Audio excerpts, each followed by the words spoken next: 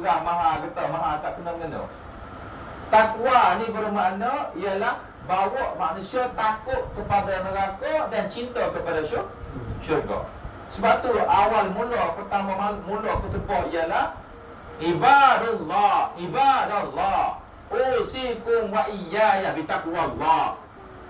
Ataupun ibadallah, ittaqullaha haqqa tuqatih wa la tamutunna illa wa antum muslimun. Wajib sebut. Siapa tak sebut ittaqullah ni kutubah tu batal. Pasal apa? Sebab nak bawa orang kepada Allah, bawa orang kepada takwa. Maka berilah cerita-cerita semasa. Kalau kerajaan, pemerintah dia akan cerita masalah-masalah negara. Paip air itu pecah, sabarlah wahai penduduk-penduduk setempat.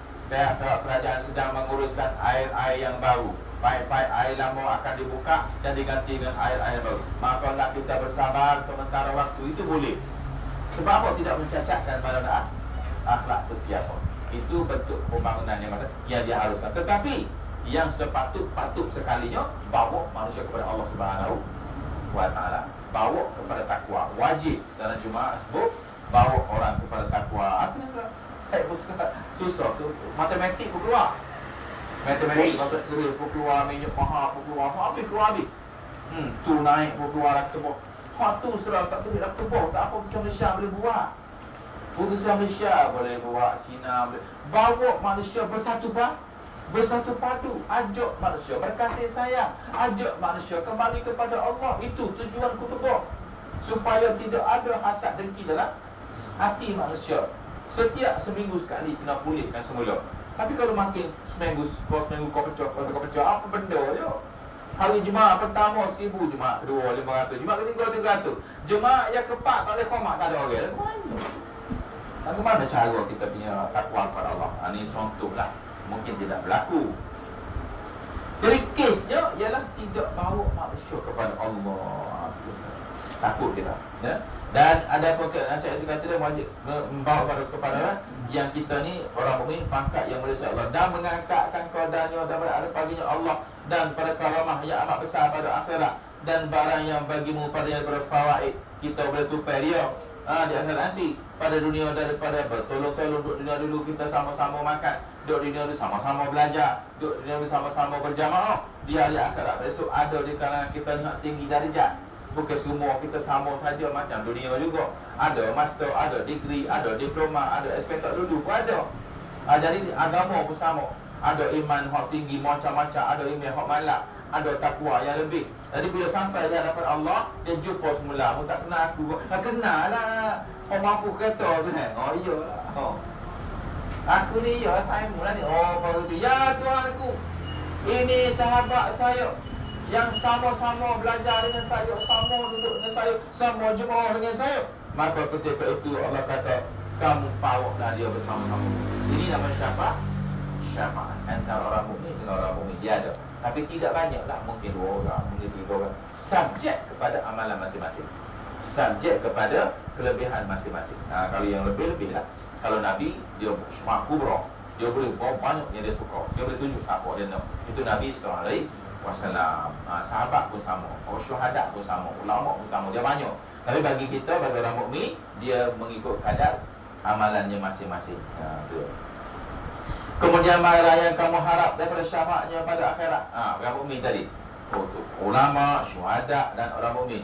Maka inilah dan umpama daripada barang yang membangkitkan di kau atas nasihat. Jadi bila kita mikirlah itu, marilah kasih sayang, baru marilah jatuh cinta kepada saudara-saudara kita seagama, bagi tetap Muslim dan menjauhkan dikau daripada hasad akan dia. Barulah kita tak dengki. Sebab apa?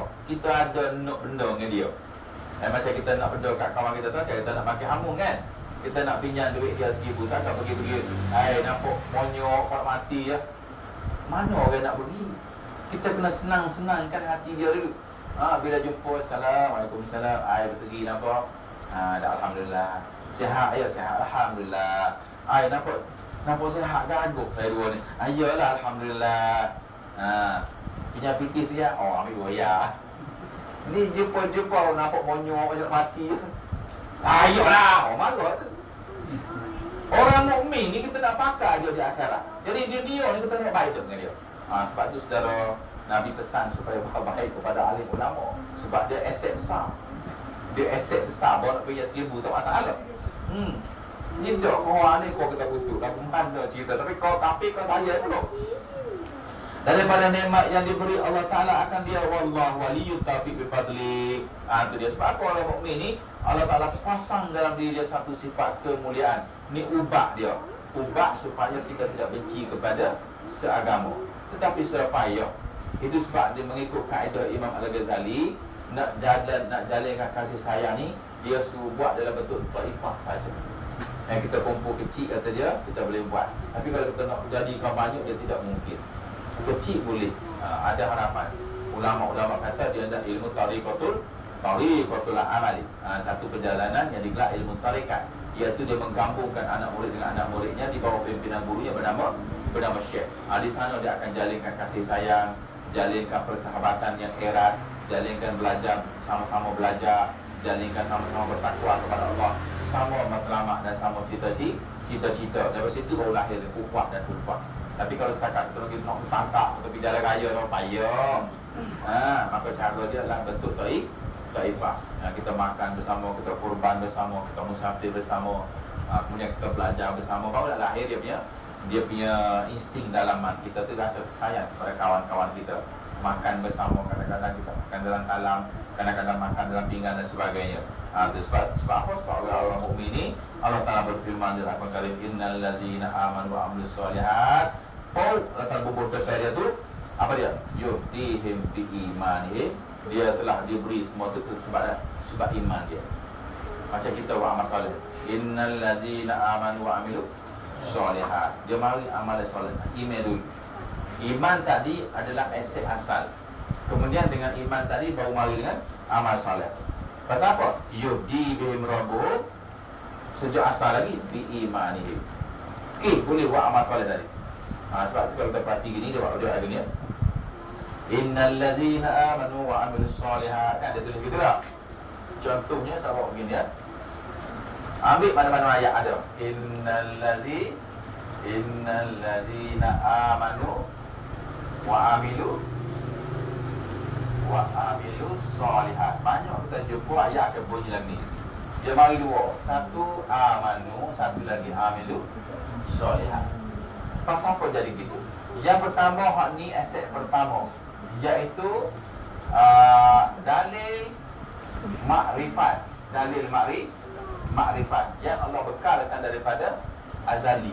Kemudian yang kedua, dengan adanya tadi, barulah akan dibuktikan dalil jawarih, iaitu dalil anggota dengan melakukan amal soleh. Kenapa boleh berlaku amal soleh? Sebab ada bekalan iman. Kenapa boleh berlaku amal soleh? Sebab ada bekalan iman. Oleh sebab itu, pusing balik. Kenapa tidak boleh buat amal soleh?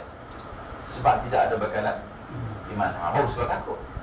Mereka yang tidak ada bekalan iman, dia tidak boleh melakukan amal soleh.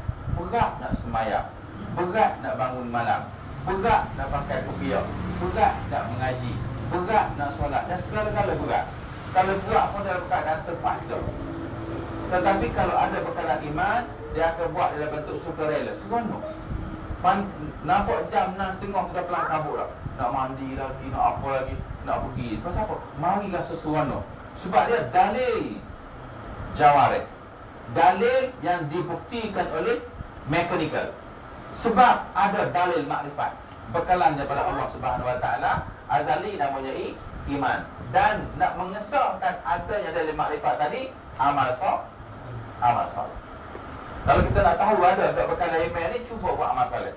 Kalau puasa berat juga, tu kena tiup banyak-banyak. Tak ada allocation. Macam tahu-tahu ya Ustaz. Bukan tahu, Quran bagi tahu. Al-Quran bagi tahu lagu tu. Innal ladzina amanu wa amilus solihat. Sebab apa jadi amal soleh tu? Sebab ada amanu tu lah. Ada iman tu. Dan bila boleh iman ni? Iman Allah beri sejak ni azali lagi. Orang ni beriman, orang ni kafir. Orang ni beriman, orang ni kafir. Jadi bila ada iman tu tadi, baru dia combine dengan wa amilus solihat. Situ tempat situ asalnya.